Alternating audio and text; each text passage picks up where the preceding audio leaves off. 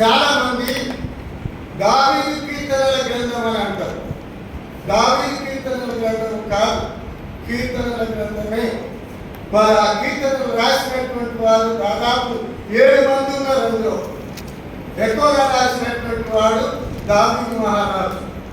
దాదాపు 73 కీర్తనలు దావీదు మహారాజు రాశాడు. తర్వాత పేరు లేనివి కొన్ని ఉన్నాయి, అది కూడా 50 కీర్తనలు ఉన్నాయి, పేరు లేదు. తర్వాత ఆశా రాశి, ఆయన 12 కీర్తనలు రాశాడు. కోరు కుమారుడు కూడా రాశాడు, వారు 11 కీర్తనలు రాశారు.